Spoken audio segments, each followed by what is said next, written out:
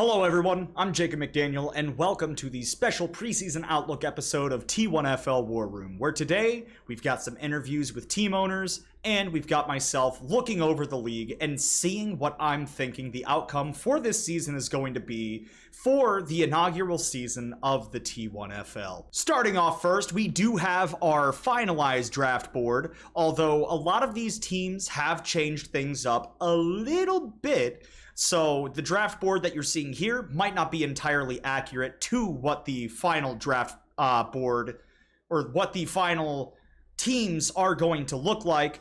But that being said, we honestly have some pretty good picks here, but also some pretty interesting picks. First of all, Patrick Mahomes going very early, along with Jalen Hurts and Josh Allen, all being drafted in the second round, which some people would say is a little bit too soon to draft quarterbacks, but hearing reports from some other fantasy leagues this year as well, there's been a lot of QB rushing. So it's surprising in one aspect, but at the same time, if a lot of other leagues are doing it, clearly there's got to be a reason behind it.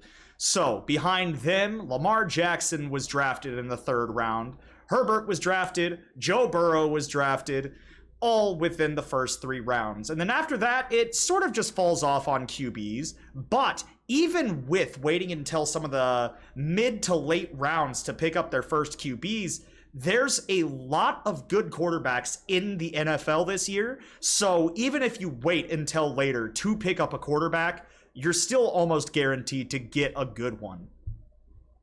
Now, going further even more, talking more about the two main positions, wide receivers and running backs, the first overall draft pick of this season was Jefferson, which not really a surprise to a lot of people.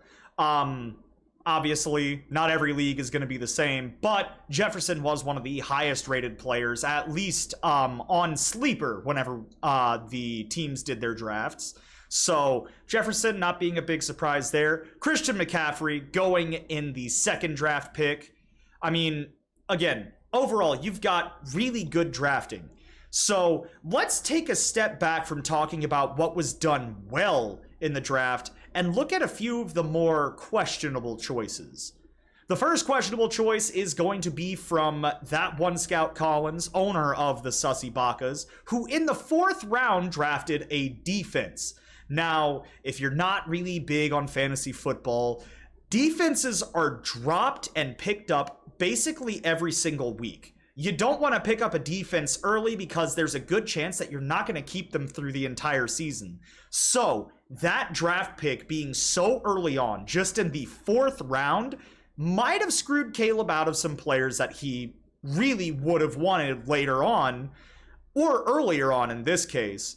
But he's sticking to his guns, which you'll find out later in the interview that we had with that one Scout Collins. Going over to almost the complete opposite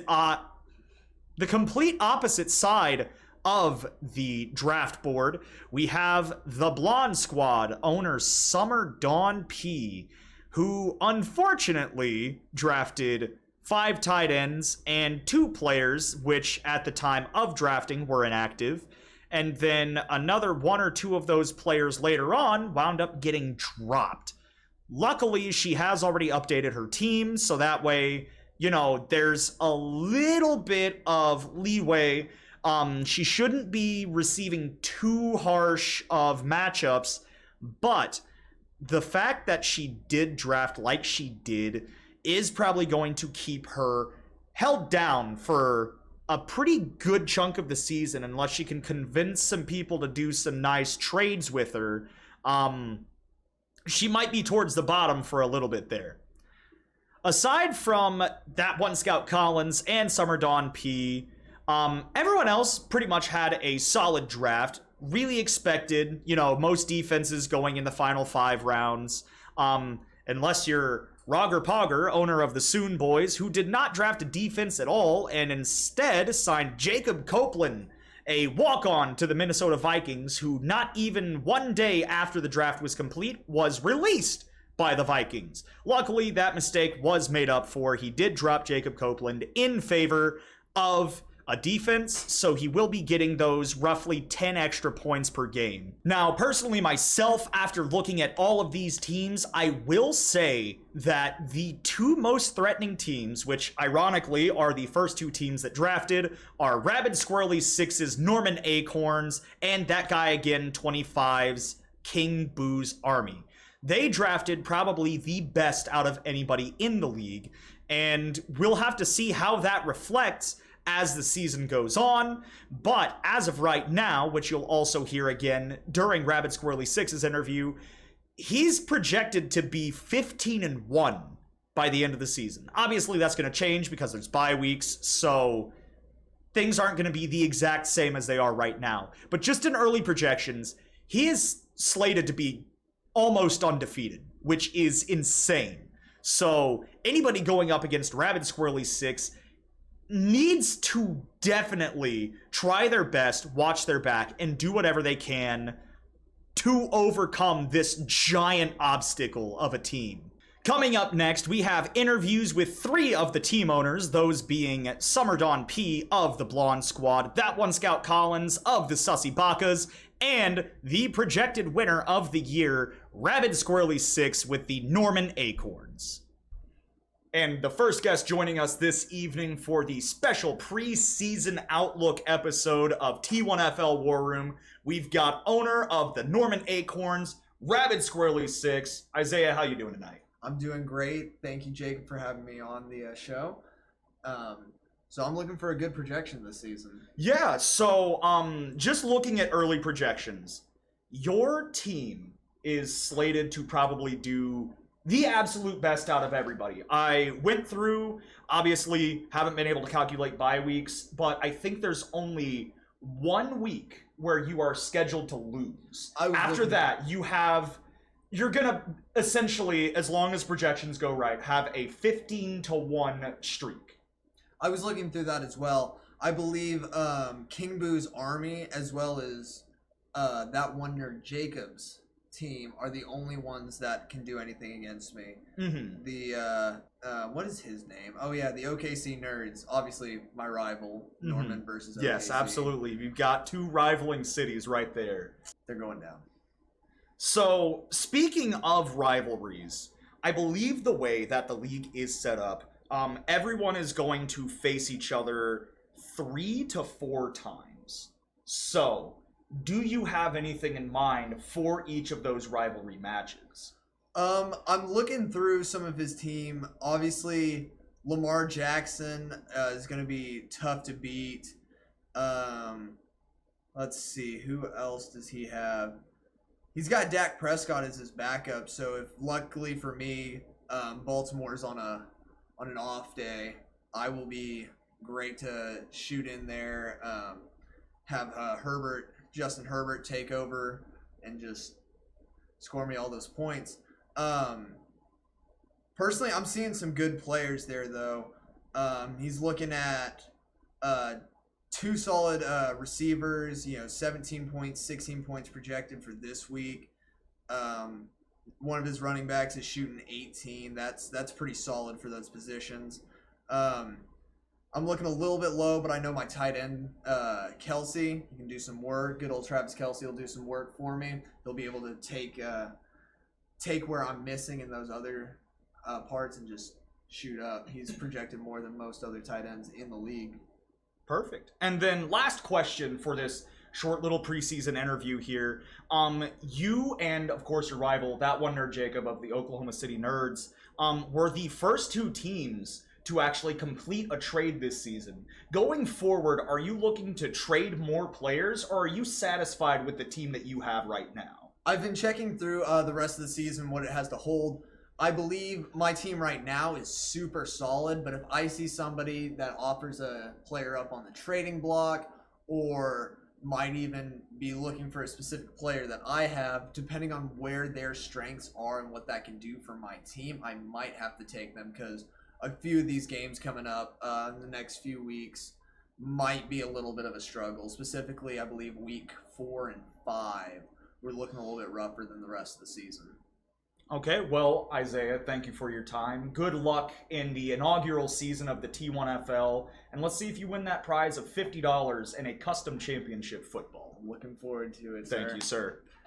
Joining us now is the owner of the Blonde Squad, Summer Dawn P. Summer, how are you tonight? I'm good. How are you? Doing good. So, Summer, you are not a sports person. Not at all. Like, I'm gonna preface this interview by saying that you are not a sports person. Nope. What gave you the interest to want to join, and what makes you think that you will be able to overcome every other team here to win the top prize of $50 in a custom championship football? Money. Okay. My motivation was money, and you needed people. Fair. I appreciate that. Yeah. So, next question. The draft, there were a few teams that did a little rough, and among those teams, you are one of them.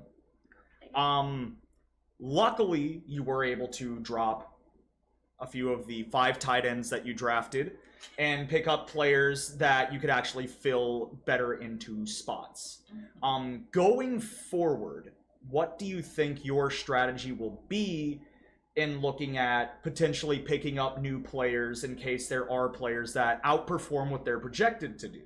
I'm gonna be honest, I have no idea what half of that meant, but I think that I'm just gonna let whatever happens happen with my little Blonde Squad, because I don't know how to drop players. I don't know how to pick players up. And honestly, I don't know what any of this means. So, yeah. So, out of the teams that we do have in the league, who is the one team that you think you have the best chance at defeating, and the team you think you have the worst chance of defeating? I'm gonna say probably your dad's team. What is his? It's Roger Pogger. The Soon Boys. The Soon Boys, which I created, by the way. I made that name. Thank you. I think I could probably beat him just because, like, I know he's a big sports guy, but I do remember in the draft he had to, like, auto do, so I feel like maybe he didn't get good players, I'm hoping, because everyone else got the good picks, so I'm fingers crossed. So I think I'll beat him, hopefully, maybe. But I also might come in last, so. And the team that you're thinking you'll have the most trouble against? Again, I don't really know, but probably you, because you know more about this. I'm not in the league. You're probably thinking of the Oklahoma City Nerds. The Oklahoma City that Nerds. one nerd Jacob. That one nerd Jacob. Who unfortunately, due to some scheduling circumstances, will not be in the preseason outlook episode today. But he should be on later this season as the fantasy season progresses. Anyway, continue. Yeah. But a win for that one nerd Jacob's team is a win for me, just because what is his is mine, and what's mine is also mine. I'm just kidding. What's mine is his. We are engaged. So, yeah, so any $50 will just go back into our, like, wedding fund or our new phone fund, or even, like, a Taylor Swift vinyl if we're very lucky. Yeah, I don't know when the season ends, but 1989 Taylor's version came out, or is coming out, in October, so. Well, the season doesn't end until December. Christmas present. Final question is, how shocked will you be if you are able to make it to the championship in the 16th week of the season? Honestly, I probably would be very shocked, but that would mean that my little guys pulled out and did really good, and so I'm very proud of my little team. And the only person whose name I know is Cooper Kupp, but that's because that one nerd Jacob really wanted him on his team. He did. And I snatched him up first. I was like, that's my guy. That is my little blondie. All right, well, Summer, thank you for your time. Thank you. Best of luck for the season. Thank you. Joining us now is the owner of the Sussy Bacas, that one Scout Collins. Caleb, how are you tonight? Thank you for having me. I'm doing very well. All right, let's just jump straight into questions. So, the first thing I want to ask is, looking at your projection for the entire season, most of your games are either a toss-up or they have you losing by a 70-30 margin. How do you think that this is actually going to play out? And is there anything that you think you could realistically change to make the outcome look better for your team? Well, you have to remember is that whenever I picked my roles, I knew that I was coming in with a mixed bag of opponents, let's say. Mm-hmm. And I knew that I had to pick my spots where I could, and then other times throw things into the ether just to see what happened. And let's be honest, there are quarterbacks that are consistently good all throughout their careers.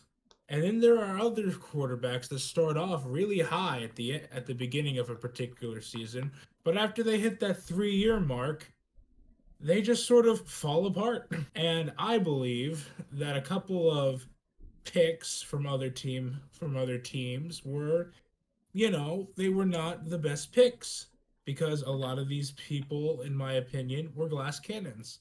And that's why I went with a lot of rookies this year, because rookies can only improve. Mm-hmm. So, going back to what you just said about rookies, there's a lot of people that draft in fantasy footballs that try to avoid rookies as much as possible because they see them as players that might not make it off the bench the entire season. They're more of a high risk, high reward in what you seem to be saying, but as what other people see rookies as, very high risk, low reward. What's your thought process on that? Well, it depends on what you see as high reward. Me, I like to think that if my team just scores as many nickel and dime rounds as possible, I don't need to beat a person's entire team, good sir. I only need to beat them in a few areas in order to win consistently across the board. Now, people are looking at these analytics and saying, he only has a slight chance of winning, or he's just going to bomb. Not true if you take those analytics and apply them to real life. You see, real life has other guys walking out the door and other guys walking in. You cannot predict everything simply based on analytics, which is why I also factored in team culture and probability of injuries, which is why I made a somewhat unconventional move when one of my earlier draft picks was actually a team defense. One of my team defense was the Dallas Cowboys, specifically because the Dallas Cowboys always have a reputation of having a very strong defense and then just slowly fumbling the ball, sometimes literally, during the games. So, going to what you just said about defense, I just have this and one more question after that. On almost every fantasy league that you'll see, defenses are picked up and dropped weekly. Most teams do not keep a single defense throughout the entire season. Since you picked up the Cowboys so early, are you looking to try to keep them as long as possible? Or were you just trying to make sure that no one could use them possibly against you in the earlier weeks of the league? Well, it was a little bit of both, Jacob. Things like that are meant to be picked up and meant to be put down.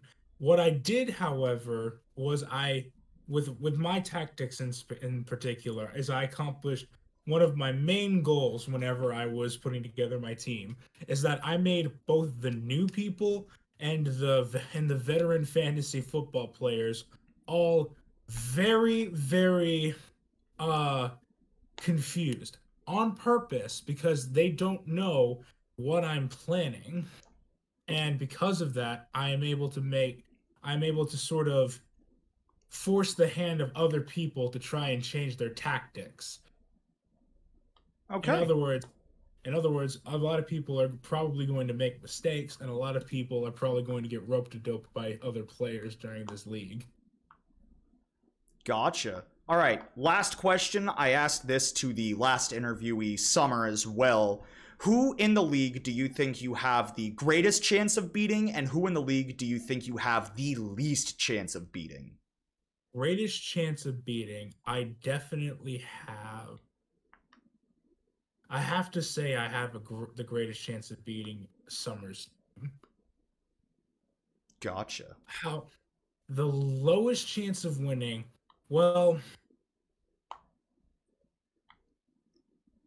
it would either have to be Rabid Squirrely's team. And the reason why is because his inherent knowledge and his instincts are, from what I can just hear from him talking, are extremely good. I think he's one of those people that's going to be very hard to outclass in terms of predicting the future, because there are other people that know their stuff, but they'll make tiny little mistakes that cost them games. Mm-hmm. The owner of the Oklahoma City team, is just he's got a habit of doing really well, but then in the middle of the season he makes one mistake during a game, and then it just seems to screw him up for the rest of the season. And see, yeah, you would know him the best because he's actually your co-host on Those Nerds on a Podcast, correct? Yes, but even though, yes, we are competitors in the league, it doesn't mean that we're enemies or whatnot. And to be honest, we don't talk about fantasy football too much, in as pertains to the league specifically, because why would we hand each other our strategies like that? Yeah. When we're competing? Yeah, definitely. That makes sense.